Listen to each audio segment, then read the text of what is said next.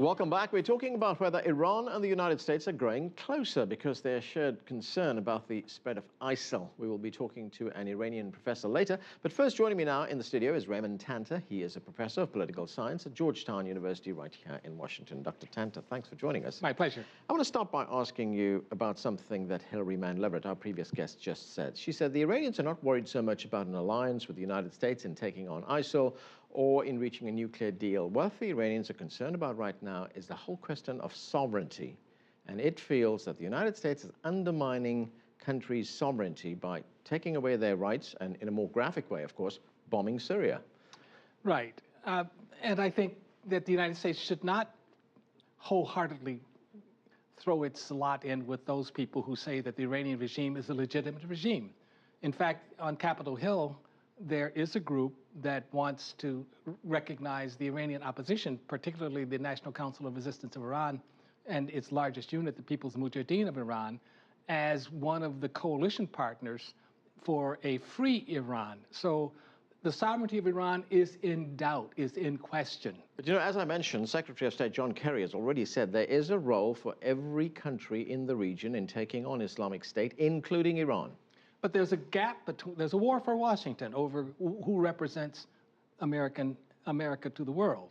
And Capitol Hill is a major player because President Obama and Secretary Kerry cannot unilaterally take away the American sanctions. The American unilateral sanctions are the sanctions that bite the most. They're the bulk of the sanctions against Iran. And no matter what the P5+1, the major powers, say, the United States holds 90% of the cards. You know, do you get the impression that the United States knows what it's doing in prosecuting this war against ISIL? I mean, let's look at two recent developments. This was in the online newspaper, the Daily Beast. Last week, it says, an airstrike from the American-led coalition nearly hit a command and control facility that was being run by the Free Syrian Army. These are ostensibly the allies of the United States. These are the boots on the ground that President Obama talks about. That was the one incident. The other was that the Iraqi army accidentally supplied food and ammunition, guess to who? ISIL.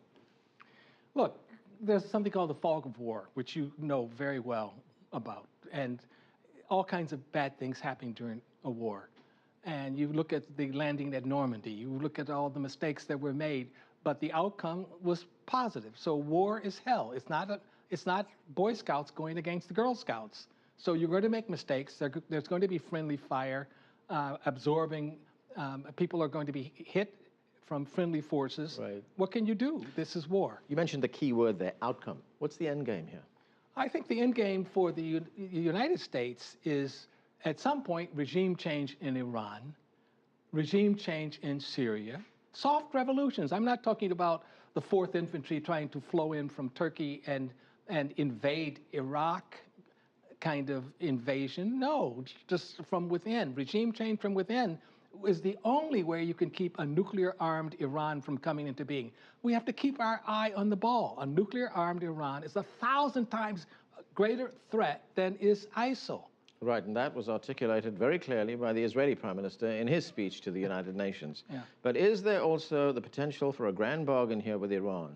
If the United States goes in and says, look, okay, we will go into an alliance with you, it might be informal, we won't publicly announce that, to take on Islamic State, which we see as a great danger, not just to the United States, but to the rest of the world as well. That's one part of it. The other part of it is we'll come to some kind of nuclear deal, which takes nuclear weapons away from Iran. The last thing you want is to link the nuclear talks on one hand with the war against ISIL.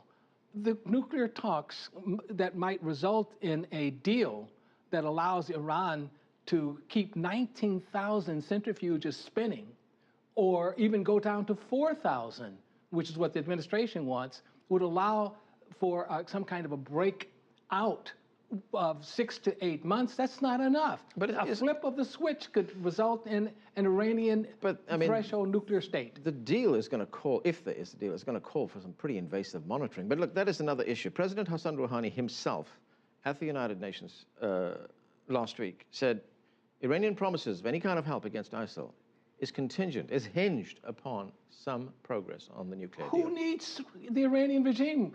The Quds force of the Iranian regime is operative in Syria, helping bolster the Assad regime. That helps ISIL because it says to the Sunnis that the Iranians and the Syrians are together. Who needs the Iranian regime when the Islamic Revolutionary Guards Corps is one of the main problems in exacerbating the split between the Shia and the Sunnis in Iraq, which caused the defection of the Sunnis to ISIL. The Iranian regime is the core of the problem. Okay, Dr. Tanter, we're going to have to leave it there, sir. Thank you so much for joining us and for your views. We are going to take a break right now. A View from Tehran, that's coming up next. Stay with us. You're on The Heat.